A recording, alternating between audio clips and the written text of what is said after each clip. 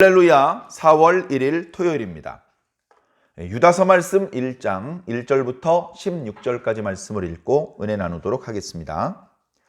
예수 그리스도의 종이요 야고보의 형제인 유다는 부르심을 받은 자 곧 하나님 아버지 안에서 사랑을 얻고 예수 그리스도를 위하여 지키심을 받은 자들에게 편지하노라. 긍휼과 평강과 사랑이 너희에게 더욱 많을지어다. 사랑하는 자들아, 우리가 일반으로 받은 구원에 관하여 내가 너희에게 편지하려는 생각이 간절하던 차에 성도에게 단번에 주신 믿음의 도를 위하여 힘써 싸우라는 편지로 너희를 권하여야 할 필요를 느꼈노니 이는 가만히 들어온 사람 몇이 있습니다. 그들은 옛적부터 이 판결을 받기로 미리 기록된 자니 경건하지 아니하여 우리 하나님의 은혜를 도리어 방탕한 것으로 바꾸고 홀로 하나이신 주제 곧 우리 주 예수 그리스도를 부인하는 자니라. 너희가 본래 모든 사실을 알고 있으나 내가 너희로 다시 생각나게 하고자 하노라. 주께서 백성을 애굽에서 구원하여 내시고 후에 믿지 아니하는 자들을 멸하셨으며 또 자기 지위를 지키지 아니하고 자기 처소를 떠난 천사들을 큰 날의 심판까지 영원한 결박으로 흑암에 가두셨으며 소돔과 고모라와 그 이웃 도시들도 그들과 같은 행동으로 음란하며 다른 육체를 따라가다가 영원한 불의 형벌을 받음으로 거울이 되었느니라. 그러한데 꿈꾸는 이 사람들도 그와 같이 육체를 더럽히며 권위를 업신여기며 영광을 비방하는도다. 천사장 미가엘이 모세의 시체에 관하여 마귀와 다투어 변론할 때에 감히 비방하는 판결을 내리지 못하고 다만 말하되 주께서 너를 꾸짖으시기를 원하노라 하였거늘 이 사람들은 무엇이든지 그 알지 못하는 것을 비방하는도다. 또 그들은 이성 없는 짐승같이 본능으로 아는 그것으로 멸망하느니라. 화 있을진저 이 사람들이여 가인의 길에 행하였으며 싹을 위하여 발람의 어그러진 길로 몰려갔으며 고라의 패역을 따라 멸망을 받았도다. 그들은 기탄 없이 너희와 함께 먹으니 너희의 애찬의 암초요 자기 몸만 기르는 목자요 바람에 불려가는 물 없는 구름이요 죽고 또 죽어 뿌리까지 뽑힌 열매 없는 가을 나무요 자기 수치의 거품을 뿜는 바다의 거친 물결이요 영원히 예비된 캄캄한 흑암으로 들어갈 유리하는 별들이라. 아담의 7대손 에녹이 이 사람들에 대하여도 예언하여 이르되 보라 주께서 그 수만의 거룩한 자와 함께 임하셨나니 이는 뭇 사람을 심판하사 모든 경건하지 않은 자가 경건하지 않게 행한 모든 경건하지 않은 일과 또 경건하지 않은 죄인들이 주를 거슬러 한 모든 완악한 말로 말미암아 그들을 정죄하려 하심이라 하였느니라.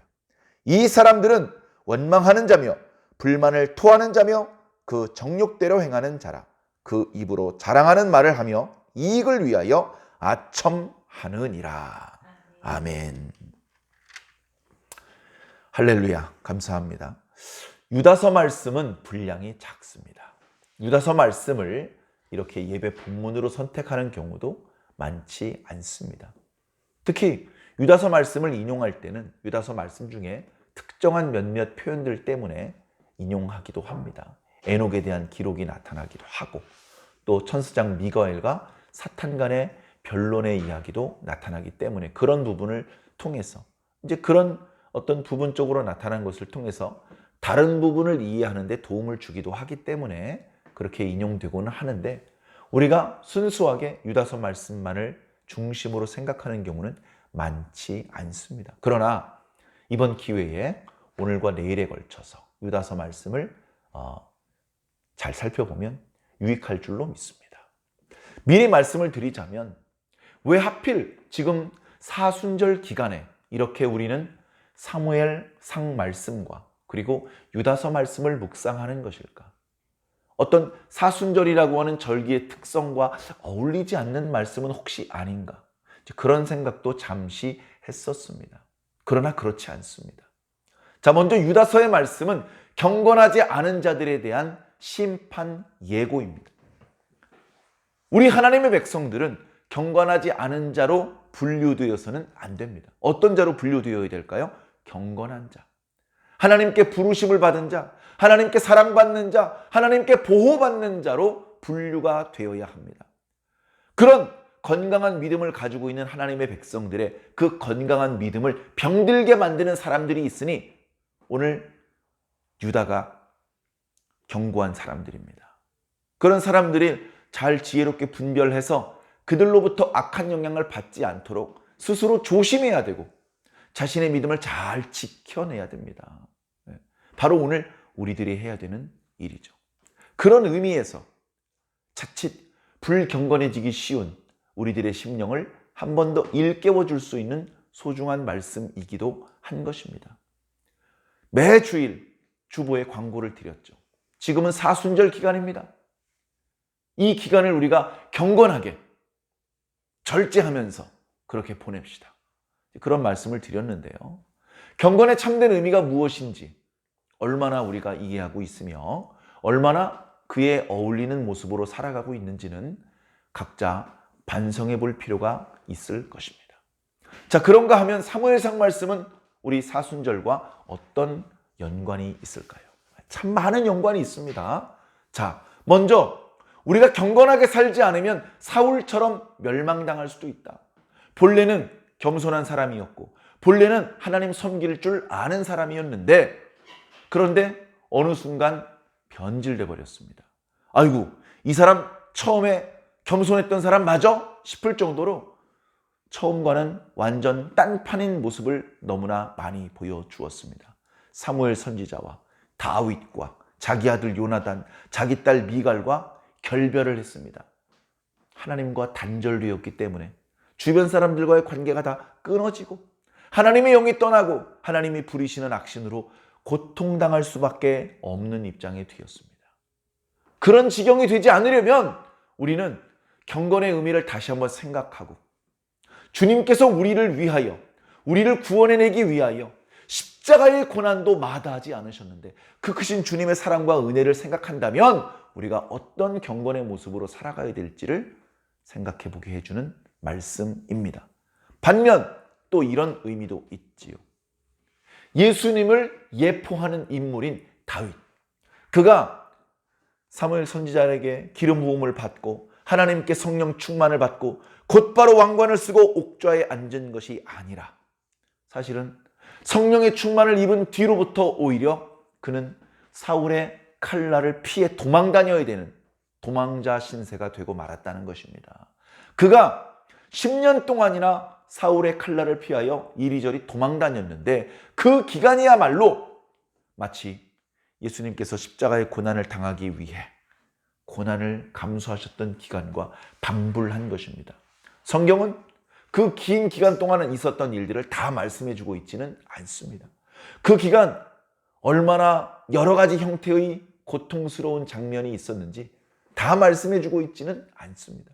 그러나 다윗이 겪었던 고난은 가히 예수님의 고난에 비견될 수 있을 정도로 정말 어려운 과정을 많이 겪었습니다. 그럼에도 불구하고 다윗은 두려워하지 않았고 다윗은 범죄하지 않았고 늘 기도했고 늘 응답받았고 늘 신속하게 순종했습니다. 그래서 정말 더 힘든 고난의 구렁텅이에 떨어질 뻔도 했지만 깊숙이 떨어지지 않고 벗어날 수 있었고 빠졌어도 하나님의 건져주시는 은혜를 입을 수 있었던 것입니다. 예수님께서 고난당하셨던 것처럼 예수님께서 우리의 고난까지 대신 다 당해서 우리는 고난을 안 당해도 돼. 그건 잘못된 가르침입니다. 우리의 스승이 고난을 당하셨는데 제자가 어떻게 고난을 안 당할 수 있습니까? 우리가 예수님께서 가셨던 그 뒤를 따라간다고 하면서 어찌 고난의 길을 피해 다른 길을 걸어갈 수 있단 말입니까?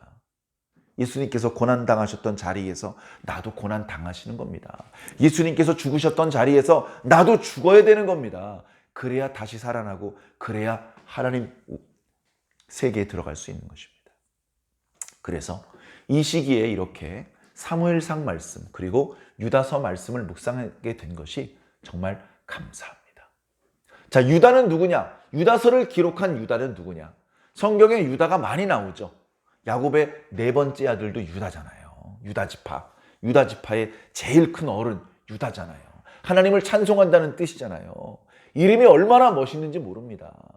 유다라는 그 발음을 히브리어 발음에 가깝게 말씀을 드리면 예후다. 거기서 그 디귿자 거기에 해당되는 그 철자를 빼면요, 여호와 하나님이라는 말씀과 똑같은 철자입니다. 예후다, 여호와 같은 발음이라고요. 그 하나님을 찬송한다는 의미가 있는 것입니다. 그래, 구약 성경에서는 그래도 유다가 좋은 이미지로 다가옵니다. 근데 신약 성경에서 예수님의 12제자 중에서 가룟 사람 유다가 예수님 팔아먹었잖아요. 그때부터는 유다라는 이름이 부정적으로 다가옵니다. 유다라는 이름 별로 안 좋은 것 같아요. 자, 그런데 오늘 우리가 읽고 있는 이 말씀, 유다서를 기록하신 분은 당연히 12제자 중에 한 명이었던 가롯 유다가 아니고 예수님의 동생입니다. 예수님은 우리가 잘 아는 것처럼 마리아와 요셉 사이에서 태어나셨습니다. 물론 마리아와 요셉 사이에서 태어났지만 요셉의 아들이 아니고 하나님의 아들이었습니다. 왜냐하면 그 두 사람이 정혼하고 아직 합방하기 전에 벌써 배가 불렀습니다. 왜? 성령으로 잉태되었기 때문에. 요셉은 손 한 번 제대로 잡아본 적이 없는데 마리아가 벌써 임신을 해서 배가 불러 올라오고 있어요. 그렇다면 저 여인이 내가 아는 것과 달리 행동이 부적절하고 방탕해서 누군지도 알지 못하는 남자의 아이를 임신한 것이 아니냐. 매우 분노할 수도 있는 일이었습니다. 그러나 주의 영이 일러주셨죠. 그게 아니다.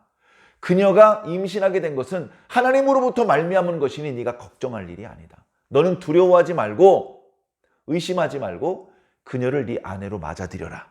그래서 두 사람이 본격적으로 결혼 생활을 시작하기도 전에 배가 불러서 예수님은 요셉의 아들이 아니고 마리아를 통해서 태어난 하나님의 아들이셨습니다. 자, 그러나 예수님은 그렇게 특별한 방법으로 태어나셨지만 예수님께서 태어나신 이후에 마리아와 요셉이 정상적으로 결혼 생활을 했을 것이고 거기서 여러 아들과 딸들이 태어났습니다. 그 중에 우리가 잘 아는 사람이 야고보서를 기록한 야고보, 그리고 유다서를 기록한 유다가 있는 것이죠. 예수님하고 나이 차이가 제법 벌어졌을 것입니다. 예수님의 아버지 요셉이 일찍 죽었어요. 그래서 예수님께서는 어쩌면 청소년 때부터 아버지가 하시던 목수일을 이어받아서 본인이 목수일을 했을 것입니다. 변변히 큰 돈을 벌지는 못했지만 하나님께서 성령으로 감동하셔서 이제부터는 목수가 아니고 하나님의 아들로 살라고 말씀하실 때까지는 어머니를 섬기고 자기 동생들을 먹여 살리기 위해서 정말 구슬땀을 흘리면서 대패질을 하고 톱질을 하는 목수의 삶을 살으셨을 것입니다. 그 동생들 중에 야고보가 있고 유다가 있었죠. 예수님께서 부활 승천하신 이후에 예수님에게 사도가 11명이 있었죠. 본래 12명이었는데 한 명은 예수님을 팔아먹은 가롯 유다였죠. 뒤늦게 예수님을 팔아먹은 것을 후회하고 그걸 물러달라고 했지만 제사장들이 거절했습니다. 그래서 그 죄책감을 이기지 못하고 그만 목매달아 자살하는 선택을 했고 비참한 최후를 맞이하게 되었습니다. 그래서 사도가 11명이 되었죠. 나중에 12사도의 숫자를 채우라고 말씀하셔서 사도들이 기도하는 가운데 마띠아라고 하는 사람을 채워서 12사도의 숫자를 채웠는데 사도들은 그럼 12뿐이냐? 바울도 사도잖아요. 사도라는 뜻은 사람을 통해서가 아니고 예수님께 직접 말씀을 배운 사람을 사도라고 합니다. 비록 환상과 계시의 방법이기는 했지만 사도 바울도 예수님께 직접 말씀을 배웠거든요. 베드로에게 배우고 야고보에게 배운 게 아니고 요한에게 배운 게 아니고 하나님께 예수님께 직접 말씀을 들었다고요. 그러니까 바울은 스스로 사도라고 말하는 조금도 부족함이 없죠. 그래 예수님께서 생전에 12제자들을 거느리고 다닐 때 거기에 포함은 안 됐지만 바울도 사도고 그리고 우리가 놓치고 있는 것이 예수님께서 부활 승천하기 전까지만 해도 예수님을 형이라고 부르면서 예수님이 선지자 노릇하고 다니는 것을 형이 미쳤다고 생각했던 동생들 중에서 야고보와 요한은 그 어떤 사도보다 훌륭한 사도가 되었습니다. 우리가 잘 아는 것처럼 제일 처음에는 베드로가 모든 사도들 중에 맏형 노릇을 했습니다. 베드로가. 그래서 그것을 오늘날로 표현을 하면 총회장 역할을 한 것이죠. 천주교 식구로 표현을 하면 베드로가 교황이 된 겁니다. 그래 실제로 천주교에서는 교황의 계보가 있죠. 몇 년부터 몇 년까지는 누가 교황이고 이 계보가 쭉 있는데요. 1대 교황이 베드로입니다. 2대 교황이 누굴까요? 야고보. 베드로가 예수님을 전하다가 옥에 갇혔어요. 우리가 잘 아는 것처럼 옥에 갇힌 베드로를 위해서 교회에서요 금식하면서 밤새면서 기도했어요. 하나님께서 베드로에게 천사를 보내셨습니다. 그래서 이렇게 착고가 채워져서 편안하게 누워서 잠자지도 못하고 꾸부정하게 앉아서 벽에 기대가지고 겨우 졸고 있는 그 베드로를 발로 걷어차셨어요. 일어나라! 하나님의 백성은요 순종을 잘해야 돼요. 눈을 떠가지고 착고 채워져 있는데 손발이 묶여 있는데 어떻게 일어납니까? 저 못 일어나요. 이렇게 말하지 않아요. 그건 순종하는 사람 하나님의 일꾼의 모습이 아닙니다. 그냥 일어나는 거예요. 응급결에 일어나라고요. 예! 일어나 보니까 일어날 때 목에 차워졌던 이 착고가 다 풀리는 거예요. 손발에 묶였던 다 풀리는 겁니다. 따라와라! 그러면 안 되는데 나 지금 감옥 안에 갇혀 있어야 되는데 지금 나가면 안 되는데 그런 생각을 하지 않아요. 일단 따라 나가는 겁니다. 천사가 앞장서서 따라 나가는데 철통같이 잠겨져 있던 문이 열리고 그 문을 지키고 있던 간수가 베드로를 못 알아봅니다. 그래서 그냥 그 천사를 따라 걸어 날아가요. 베드로가 꿈인 줄 알았어요. 꿈인 줄. 그래가지고 옥에서 완전히 벗어져 나가서 멀찍이 나왔는데 천사가 갑자기 사라져 버렸어요. 밖에 나와 있는 거예요, 자기가. 보니까 꿈이 아니야. 그래가지고 자기를 위해서 기도하는 성도들이 있는 데로 간 거예요. 막 문을 두드렸죠. 문을 두드렸어요. 자, 거기서 성도들을 만나서 얼마나 놀랬고 얼마나 기뻤겠습니까? 근데 베드로가 말합니다. 내가 하던 일을 야고보에게 넘길 테니까 야고보의 말을 잘 따라 주어라. 나는 멀리 떠날 것이다. 베드로가 왜 멀리 떠났을까요? 아이고 예루살렘에 있다간 언제 죽임을 당할 수도 있으니 무서우니까 멀리 도망가자. 사도로 일하는 거 힘들다. 배고프고 복음 전해봤자 돈도 안 벌리고 목숨이 위태로워지니 나 이거 그만할래. 도망간 건가요? 아니요. 베드로전서 1장을 보면 정말 사도 바울도 가지 못했던 먼 곳까지 가서 베드로는 정말 최선을 다해서 거기서도 복음을 전파했습니다. 오늘날 터키 반도 사도 바울은 그 남부와 서부만 조금 다녔어요. 그 중부, 북부, 그 험준한 산악지향 넘어서 카스피아 흑해까지 가지 못했다고요. 베드로 거기까지 갔어요. 거기까지 가서 복음을 전하는 역할을 했습니다. 그리고서 이제 예루살렘에 남아있는 그리고 모든 그리스도인들을 대표하는 어떤 지도자의 역할을 야고보가 맡은 거예요. 그 야고보는 예수님의 제자 중에 있었던 야고보가 아닙니다. 예수님의 제자 중에 야고보가 둘이 있었어요. 알페오의 아들 야고보에 대해서는 별다른 기록이 없어요. 세베대의 아들 야고보는요 12사도 중에 제일 먼저 순교를 당했습니다. 그런데 베드로가 모든 그리스도인들을 돌봐달라고 부탁했던 그 사람은 예수님의 동생 야고보였고 그 어떤 사도보다도 영적으로 존경받는 인물이었습니다. 참 지혜로웠고 기도가 많았고 어려운 그 혼란의 시기에 성도들을 안정시키고 교회를 안정시키는 탁월한 지도자였습니다. 그가 쓴 야고보서를 읽어보면 그가 무엇을 걱정했고 당시 성도들에게 어떤 문제가 있었는지 단박에 알 수 있고 그 말씀들은 오늘 우리들에게도 큰 위로와 교훈이 되는 그런 말씀들입니다. 자, 그렇게 모든 성도들의 지도자 역할을 맡은 것은 아니지만 예수님의 또 다른 동생 유다도 오늘 말씀을 보면 많은 사람들의 존경을 받는 영적인 지식이 있는 그런 사도였음을 알 수 있습니다. 자, 예수 그리스도의 종이라고 자신을 소개하고 있습니다. 예수는 형이에요. 예수님께서 부활 승천하시기 전에 본인이 예수님의 말씀이 깨달아지고 성령의 충만의 체험을 경험하기 전에는 예수님을 그리스도라고 믿지 않았습니다. 근데 예수님 부활 승천하고 난 이후에 그분은 내 육체의 형이 아니었어. 그분은 우리 아버지의 아들이 아니고 하나님의 아들이셨어. 라고 분명히 깨달아지기 시작했던 거예요. 그리고선 그 이후부터 자기 형을 형이라고 말하지 않고 예수 그리스도다, 하나님의 아들이다라고 힘주어 설명하고 다녔습니다. 나는 그분이 내 형인 줄 알았습니다. 그런데 그분은 나와 같지 않습니다. 그분은 남자와 여자 사이에서 태어난 것이 아니고 성령으로 잉태되셔서 태어나신 분입니다. 이렇게 예수님을 증거하는, 더 힘있게 증거해 줄 수 있는 그런 아주 요긴한 사도의 역할을 감당했죠. 자, 그러면서 지금 쓰고 있는 이 짤막한 편지를 받게 되는 사람을 이렇게 말하고 있습니다. 부르심을 받은 자, 마귀에게 부르심을 받은 자인가요? 하나님께 부르심을 받은 자입니다. 이 말씀은 오늘 우리들에게도 해당되는 말씀이라는 것을 이해하고 들으시기 바랍니다. 우리도 하나님께 부름을 받은 자들이기 때문에 그렇습니다.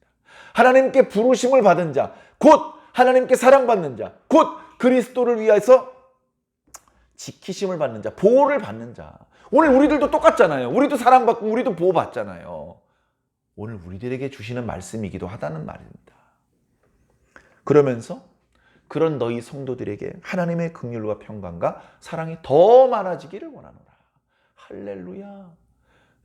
더 좋은 것을 더 많이 주시는 하나님입니다. 자, 3절에 사랑하는 자들아, 이 사랑하는 자들은요, 불의에 타협하지 않고 변질되지 않고 자기 신앙을 어려운 여건 속에서도 잘 지키고 있는 성도들을 부르는 애정이 담긴 호칭입니다. 누굴 부르는 호칭이라고요? 바로 오늘 저와 여러분을 부르는 호칭입니다. 유다 사도가 저와 여러분들을 부르고 있어요. 뭐라고 부릅니까? 사랑하는 자들아, 내가 너희를 사랑한다. 주님께서도 너희를 사랑한다. 하나님께서도 너희를 사랑한다. 그래서 나도 너희를 사랑하는데 내가 너희들한테 아무래도 편지를 써야 되겠다라고 지금 생각하다가 이렇게 편지를 쓰고 있다. 내가 왜 편지를 써야 되겠다고 생각을 했냐 하면 지금은 믿음을 지키기가 어려운 시대라고 생각됐기 때문이다. 너희들이 아직은 믿음을 지키고 있는지 모르지만 아차 방심하는 사이에 너희들의 그 신실하던 믿음을 잃어버릴 수도 있는 아주 위험한 시대다. 지금은. 오늘 우리들의 시대는요, 더 위험합니다. 지금 사도 유다의 시대보다 오늘 우리들의 시대가 더 위험하다고요. 이 위험한 시대에 믿음을 잃어버리고 하나님을 배반하지 않으려면 유다서 말씀 꼼꼼히 읽어봐야 됩니다. 그래서 이 믿음을 지키기 위해서, 이 복음을 지키기 위해서 너희들이 영적인 싸움을 잘 싸워야 한다. 그러면서 이렇게 영적으로 싸움을 해야 되는 상황이 발생된 이유가 4절 이하에 나타나고 있습니다. 까닭은 교회에 어떤 사람들이 가만히 들어왔다. 가만히 들어왔다는 얘기는요, 소리 없이 들어왔다. 사람들이 알아채지 못하게 들어왔다. 교회에 많은 사람들이 들어오죠. 저 다른 지역의 교회를 다니다가 이쪽 지역에 볼일 보러 왔다가 교회에 들어온 사람도 있고, 동네에서 새로 전도받은 사람도 있고, 시간이 많이 지나다 보니까 새로 태어난 사람들이 성장해서 교회 들어오기도 하고, 많은 사람이 교회 들어올 수 있죠. 교회 들어오는 걸 막지 않습니다. 교회 문은 열려 있어요. 문제는 뭐냐 하면 악한 사람이 들어온 거예요. 악한 사람이. 악한 사람이 들어와서 깨끗한 사람들까지 더럽히는 일을 하고 있다는 것입니다. 너희들은 그것을 잘 분별해내서 더러워지지 말고 그들을 지혜롭게 대처해라. 자, 그러면서 이 가만히 들어온 사람에 대해서 아주 신랄하게 책망하고 저주하는 말씀이 쏟아지고 있습니다. 조금 생소한 표현, 조금 복잡한 표현으로 표현되고 있지만 그리 어렵지 않습니다. 자, 가만히 들어온 사람들, 이놈 나쁜 놈들인데, 이놈들은 옛날 전부터, 아주 오랜 전부터 하나님의 심판을 받을 것이라고 기록된 자들이다. 얼마나 그놈들이 잘못을 많이 했느냐? 하나님의 은혜를 방탕한 것으로 바꾼다. 이 교회에 지금도 그런 사람이 있습니다. 하나님의 일을 경건하게 이해하고 경건하게 처리하지 않고 아주 경박하게 처리합니다. 세상적인 논리를 들이댑니다. 그리고서는 결국 방탕하는 모습을 보여주는 것이죠. 여기서 방탕한다는 것은요, 간단히 말씀드려서 술 취하는 것과 성적인 타락입니다. 간단히 말씀드려서. 오늘날 교회도요, 전에 술을 혹시 혹여 마시고 술을 좋아했더라도 예수님을 믿은 이후에는 술을 끊고 술을 어떻게 해서든지 안 마시려고 노력을 하고, 이런 모습이 아름다운 것 아닙니까? 근데 예수님을 믿은 이후에도 술을 끊지 않고 더 많이 마셔요. 담배도 피우고. 예수 믿기 전엔 담배를 안 피웠는데 예수 믿고 나서 담배를 배워. 만약에 그런 사람이 있다면 이게 얼마나 아름답지 못한 모습입니까? 그리고 홀로 하나이신 주제 곧 우리 주 예수 그리스도를 부인하는 자들이다. 예수님? 좋은 분이긴 하지. 이거 예수님 부인하는 말이에요. 예수님 있으면 좋고 안 계셔도 괜찮아, 이런 말이란 말이죠. 부인하는 말이에요. 예수님께서 하셨던 모든 그 십자가의 그 보혈을 흘려주신 사건을 부정하고 무효화시키고 별로 쓸데없는 짓을 하셨다라고 표현하는 그런 표현들이에요. 그걸 우리가 잘 분별해낼 수 있어야 됩니다. 예, 맞습니다. 예, 그렇죠. 이렇게 긍정을 할지, 아닙니다, 그건 아니죠, 이렇게 확실하게 선을 긋고 부정할지 잘 분별해야 됩니다. 우리가 더러운 자가 아니고 신앙을 부인하는 자가 아닌데 그런 잘못된 사람들의 말에 속아서 부인을 해야 되는데 긍정을 해버리면 큰일 나는 것입니다. 자, 5절부터 계속 그 사람들에 대해서 부정적인 책망의 말씀이 이어지고 있습니다. 너희가 본래 모든 사실을 알고 있는 것처럼, 이건 뭐냐면 구약 성경의 배경 지식을 알고 있다는 것이죠. 그러니까 지금 유다 사도의 편지를 받아 읽는 사람은 구약 성경의 스토리를 대충 파악을 하고 있는 사람들이라는 것입니다. 유다도 구약 성경에 대해서 해박한 지식이 있는 것이죠. 그 구약 성경을 영적으로 잘 분별해서 어떤 필요한 이야기를 할 때 적절히 예를 들어 설명할 수도 있는 대단한 어떤 그 말씀과 영적인 권위를 가지고 있는 모습입니다. 자, 교회에 가만히 들어와 있는 이 나쁜 놈들은 마치 어떤 사람들이냐면 옛날에 출애굽할 때 하나님을 믿지 않아서 결국 멸망받았던 자들이다. 그리고 6절에 자기 지위를 지키지 않은, 자기 자리를 지키지 않은 천사들이 쫓겨난 것처럼 쫓겨날 자들이라. 그리고 7절에 소돔과 고모라와 그 주변에 살고 있던 사람들처럼 어떤 행동을 했죠? 성적으로 타락한 거예요. 성적으로. 그 성적인 욕구를 충족하기 위해서 남자가 남자를 가까이 하기도 하고, 어른이 아기를 가까이 하기도 하고, 짐승을 가까이 하기도 하고, 말을 듣지 않으면 서슴없이 폭력을 저지르기도 하는 그런 모습.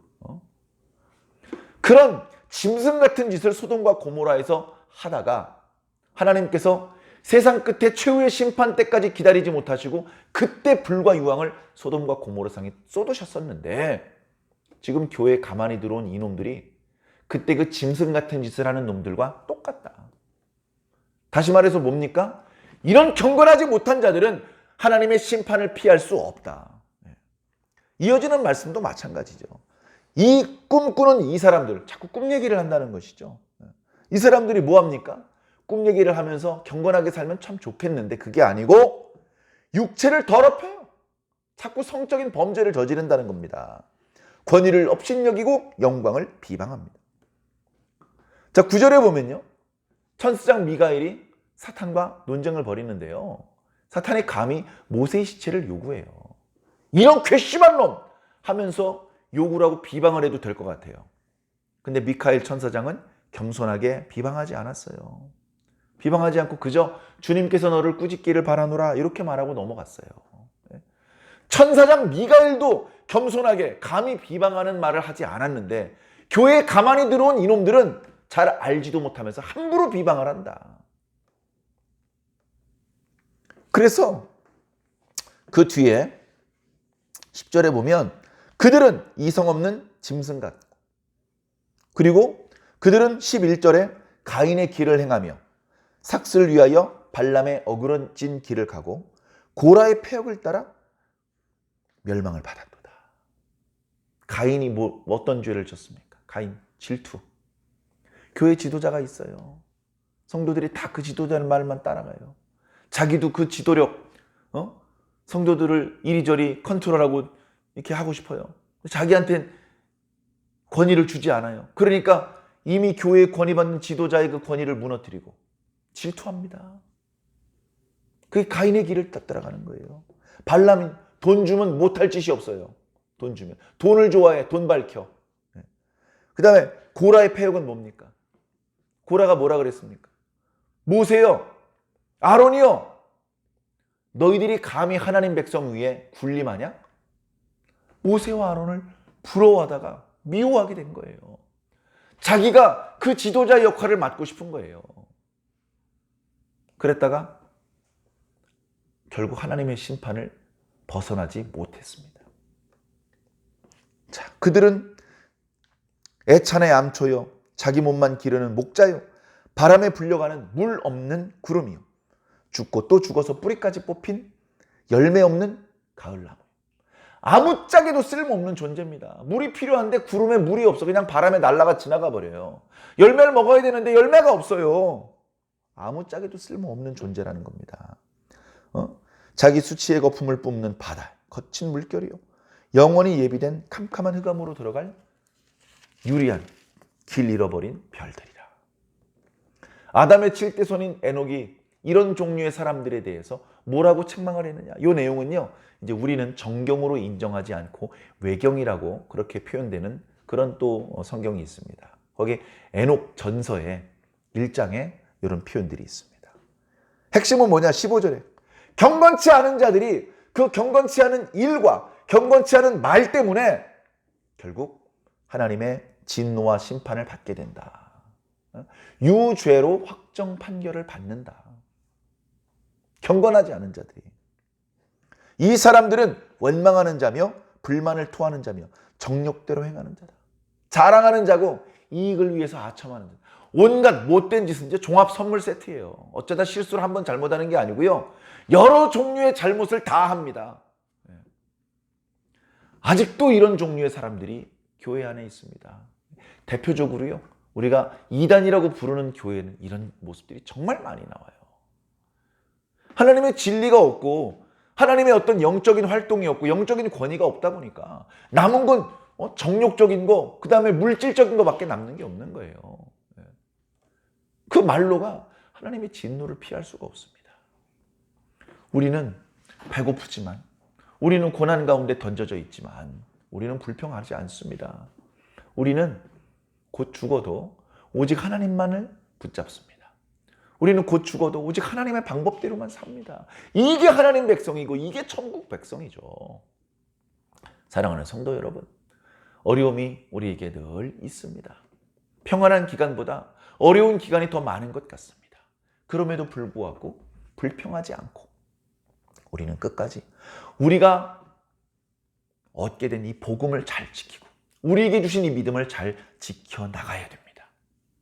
하나님께서 하늘에서 내려다 보실 때에 전부 경건하지 않은 사람들인데 그래도 저기 완주 중앙교회에 경건한 자들이 몇 있군, 이런 칭찬과 인정을 받을 수 있어야 되는 것이죠. 사랑하는 성도 여러분, 어려움이 있더라도 낙심하지 마시고 사람의 인정이 아니라 하나님의 인정, 사람의 칭찬이 아니라 하나님의 칭찬을 받을 수 있는 그런 멋진 신앙인들이 꼭 되시기를 예수님 이름으로 간절히 축원합니다.